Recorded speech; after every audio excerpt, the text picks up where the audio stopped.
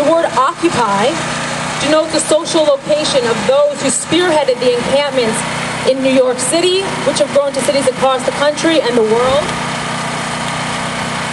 However, the term occupy is loaded for indigenous peoples and immigrants whose lands and bodies continue to be occupied in the face of imperialist agendas.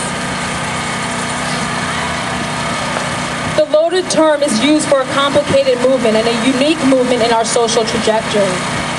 It shouldn't be surprising that violations of people's boundaries and incidents of sexual violence are occurring in the encampments across the U.S. The encampments are, after all, not occurring within a vacuum, but rather floating along in the oppression sea that we all learn to swim in. They are, however, offering a stake in the ground for possibilities of a different way to engage in political participation. What is surprising and painful, then, are incidents of sexual violence which seem to be occurring with little to no redress. And that the solutions offered are hiding potential victims through women's only tents.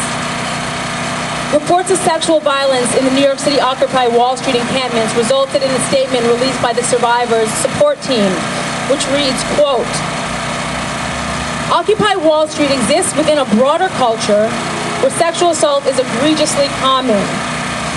Someone in the U.S. is sexually assaulted every 2 minutes.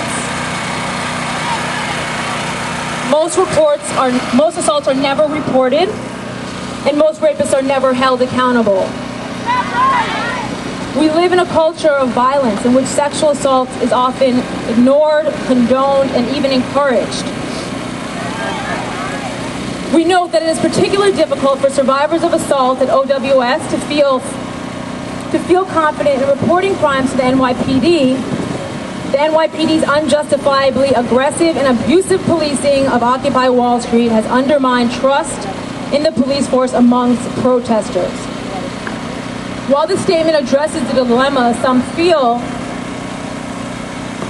calling on the police for support, we must also recognize that the police have never been a friend for communities of color who have been targeted by profiling and policing. Furthermore, the ever-growing implications of anti-immigrant policies such as secure communities are raising the threat of deportation and community family separation. Community, rather than the police, have been called upon to keep individuals and families safe from harm. So, if we understand Occupy movements and encampments to be burgeoning communities of resistance, how can we conceive of a way to keep each other safe and simultaneously hold accountable the abuses without leaving our politics behind? Certainly, women, female-bodied, queer, and trans people are subject to increased sexual violence. But what should not remain uncertain is the silence and avoidance of these problems within the movement. Within a movement that is meant to resist capitalist exploitation and abuse. When we fail to see how capitalism and sexual violence are a deep manifestation of our own acceptance of the capitalist models of efficiency, dominance, greed, and exploitation, we fail to embody a politic that embraces collective liberation. We know that this cannot exist unless every being is seen and taken deep care of. Women should not feel fearful attending Occupy's decolonized General Assembly meetings. Women should not feel fearful sleeping at the Occupy encampments for fear of sexual violence. But rather, we all need to step up and take care of one another and make it our vested interest to live and love with a spirit of abundance and collectivity instead of exploitation, occupation, and scarcity. Thank you. So I just want to take a brief moment to point out, see over here, we have going on right now, as Heidi mentioned, Black Women's Blueprint, we have an anti-rape campaign going on. It's called Live Free, Ending Sexual Violence and Harassment. And the first phase of our campaign is called My Body, My Plan. And the purpose of it is to do something that women of color have historically been denied. and that is to define for ourselves what our bodies are and what they mean to us. So we've asked women to, we have a site on Facebook, you can find us on Facebook, Live Free, and we asked women to basically, well, I moderate, me and some of my colleagues, we moderate the site, we post, information, but we also ask people to come up with their own my body statements. Just fill in the blank. My body, somebody call something out. My body, my choice. Okay, so we see some of our people here have already started to fill it in here. So I want to invite everybody to participate in our campaign that we have going on. And just put their statement up there. Whatever your body means to you, you define it and you put it up there and you share it with us. And we would really appreciate it. Thank you again. All right, thank you, Renee. And we're actually going to do one more chant together because I know she got you fired up. She said some things here, have me fired up, right? Make me want to clap, twinkle finger, scream, yell, jump, all that. The sun has come out for us. The sun has heard that we are here, and we are here to be heard, and we need to be warmed by it, to be sustained by it. And so it's come out just for us. On that note, we're going to talk about what this campaign is trying to do, right? Create unity, create voice. We're going to lift that voice up right now with our new chant. And this one is Women Unite. Stand up and fight. Pretty. Unite. Stand up and fight. Can't hear y'all. Women unite. Stand up and fight, right? Because it's not enough to just talk about it. We got to kick some ass, right? We've had our asses kicked for too damn long. And we keep having these moments. Someone told me the other day, after a rape trial with the officers that rape women, we want to have a thank you. Thank you to the police officers who stood with us here today and didn't rape us. What are you saying? You shouldn't be raping us, right? So we can't just talk about it. We can't just be about it one day. We have to unite and then stand up and fight. Do something about it. So we're going to do that one more again. We're going to say, women, unite. Stand up and fight. Women, unite. Stand up and fight. That's going to be one of our chants that's going to be heard as we go down to Liberty Square later on today.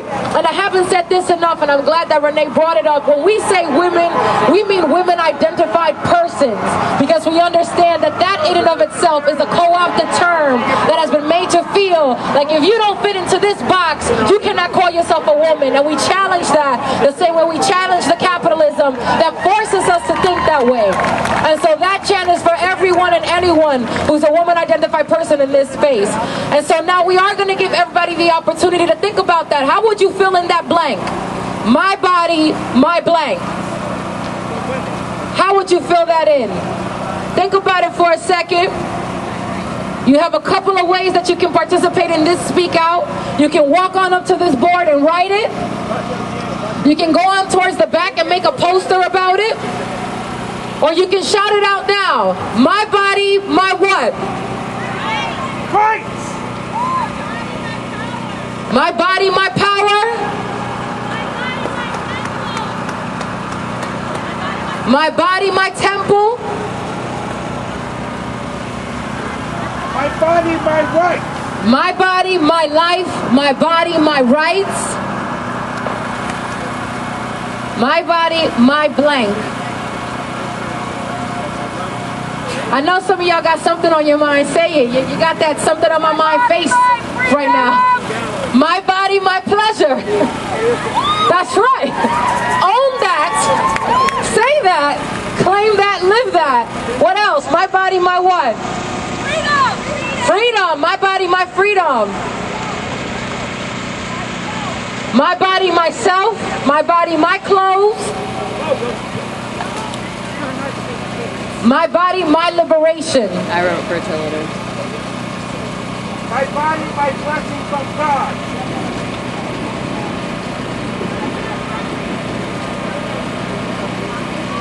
My body, my autonomy.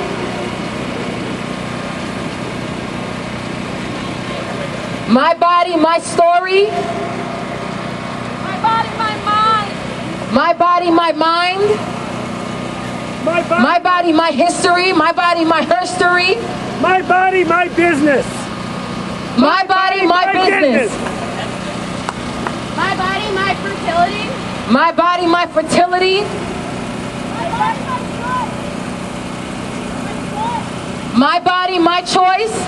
Saw somebody sidewalk chalk. Stop policing my cooch. My body's not yours. My body, my health.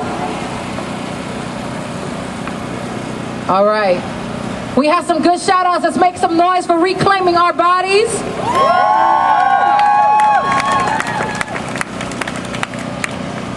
Again, we want to offer opportunities for people to participate in this community in different ways, so don't forget to visit our poster board here. And this is an ongoing campaign with Black Women's Blueprint, so visit their website to learn more about how you can continue that conversation going, how you can start that conversation if you need to. Sometimes we don't know how to start that conversation about owning our bodies. That is the lead organizer for Sister Song NYC, which is a woman of color, a reproductive justice collective. She spearheaded the campaign to remove the anti-abortion billboard in Soho last year. Y'all remember that? That's right. Jasmine organizes Women of Color Reproductive Justice Activists Monthly and maintains a town hall listserv on issues related to race, gender, and privilege. Please welcome Jasmine. All right, we're going to talk about, we're going to get real about violence against women today. On this day, the International Day for the Elimination of Violence Against Women, we have to be more firm, more direct, and more vigilant than ever before in our fight for women's liberation. We have to own it. The images that drive the sexual, political, economic, and military violence against women globally must be challenged. It must be challenged. A sister feminist whose analysis I'm going to reference throughout this speech is Elaine Tarkovsky, who simply said, let's just call it what it is, and that is male violence against women. When I looked at the billboards around this city, various ads banking billions of dollars on the sexualized images and bodies of women, I'm clear that it is not women making these decisions. It's not. When I look at the racist and sexist anti-abortion billboards flashed all across this country with African American and Hispanic children claiming that the most dangerous place for an African American or a Latino is in the womb, I know that this is unacceptable. I wonder why we are not outraged at the justification against the control of our bodies without shaming our decisions. That is not liberation. Let's talk about the images that are subliminal around violence that we must directly address. Breaking the silence. Male violence against women must be named specifically in order for it to be isolated and eliminated. Dealing with male violence is not a part of being a woman. It is not. All men are responsible and must be held accountable for ending violence against women.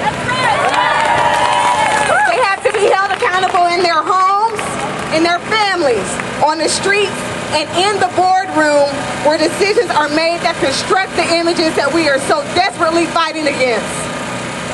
We cannot continue to water down violence against women. We can't water it down. And listen to these messages, these subliminal messages. Oh, not all men are violent. And they're not. But men collectively do hold more power than women. And since men benefit from our society being sexist and male supremacists, nonviolent men are responsible for holding violent men accountable. This must also be applied racially. All whites benefit from living in a racist society because it applies unearned privileges and advantages, even to those who do not commit racist acts. We must hold each other accountable. The idea that women are violent too, when men commit 88% of violent crime. Women don't build rape camps and torture and molest men to death. Globally, women can't even walk home alone without the possibility of men assaulting them. The reverse is not true. Let's call call it what it is. Let's talk